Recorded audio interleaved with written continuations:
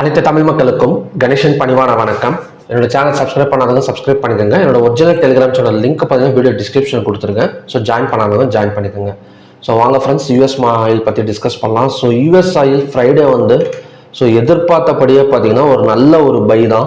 So இருந்தாலுமே கூட ஒரு சில இடத்துல போயிட்டு செல்லிங் ஆகும் அப்படின்னு நினச்சேன். ஆனால் ஃபுல் அண்ட் ஃபுல் பார்த்தீங்கன்னா ஒரு நல்ல ஒரு கிரீன் கலர் கேண்டலோட தான் க்ளோஸ் ஆயிருக்கு. Plus 2.73% Friday full and full ஒரு கிரீன் கலர் கேண்டில் தான் க்ளோஸ் ஆயிருக்கு. அதை கண்டினியூஸாக பார்த்தீங்கன்னா ஓவர் நைட்டும் பார்த்தீங்கன்னா ஒரு கேப் அப்பில் ஓப்பன் ஆயிருக்கு. ஸோ கேப் அப்பில் பார்த்தீங்கன்னா $0.545 ரன் ஆகிட்டு இருக்கு. ஸோ இதுவுமே பார்த்தீங்கன்னா 0.60% ஹை தான் இருக்கு. ஸோ ஆல்ரெடி நம்ம பார்த்தது தான் $72 சப்போர்ட்டாக எடுத்துட்டு so market full and full மேலே தான் வந்துட்டு இருக்கு. ஸோ இன்னைக்குமே கொஞ்சம் பை எடுக்கிறதுக்கான ஒரு பாசிபிலிட்டி இருக்கும். ஸோ இதை கண்டினியூவேஷன் ஆயிடுச்சு அப்படின்னா அடுத்த டார்கெட் ஒரு $80 வரைக்கும் வரதுக்கான ஒரு பாசிபிலிட்டி இருக்கு. எங்கேயுமே பார்த்தீங்கன்னா ஒரு ரெசிஸ்டன்ஸுக்கான இடம் இல்லை. ஸோ கிட்டத்தட்ட பார்த்தீங்கன்னா ஒரு $80 வரைக்கும் வரதுக்கான ஒரு சான்சஸ் இருக்கு crude oil, US oil. So crude oil MCX, so எம்சிஎக்ஸும் சேம் தான்.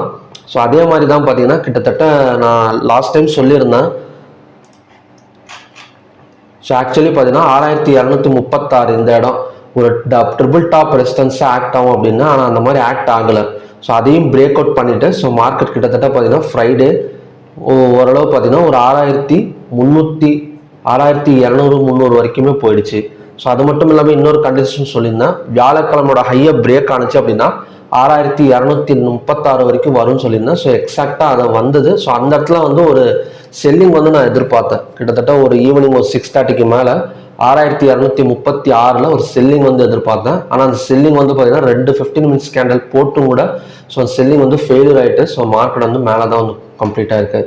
ஸோ இன்னைக்கு எந்த மாதிரி நடக்கும் அப்படின்னு பார்க்கலாம்.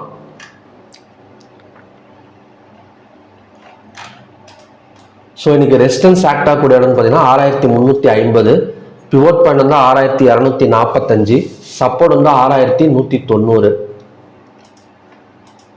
ஸோ ஃபர்ஸ்ட் கண்டிஷன் படி சேம் தான். அதாவது வியாழக்கிழமை எப்படி ஹையை பிரேக் அவுட் பண்ணிட்டு ரெசிஸ்டன்ஸ் வரைக்கும் போனானோ ஸோ அதே மாதிரி தான் போவோம். வியாழக்கிழமோட ஹை பார்த்தீங்கன்னா 6302. மேபி இன்னைக்கு ஒரு கேப் அப்ல ஓப்பன் ஆகக்கூடிய ஒரு பாசிபிலிட்டி இருக்கு. ஸோ அப்படி கேப் அப்ல ஓப்பன் ஆனால் ஸோ அதோட பாசிட்டிவ் கண்டினியூஷன் எவ்வளோ தூரம் இருக்குன்னு பார்த்தீங்கன்னா ஒரு 6350 வரைக்கும் இருக்கிறதுக்கான ஒரு பாசிபிலிட்டி இருக்கு.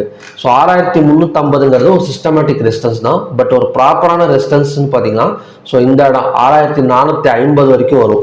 ஸோ மேபி நம்ம அதிகமாக ரிஸ்க் எடுக்க வேணாம். 6350 இல்லைன்னா ஒரு 215 minutes candle red colour candle form ஆனிச்சு அப்படின்னா ஸோ அந்த பொசிஷன்லேருந்து வெளியே வந்துருங்க.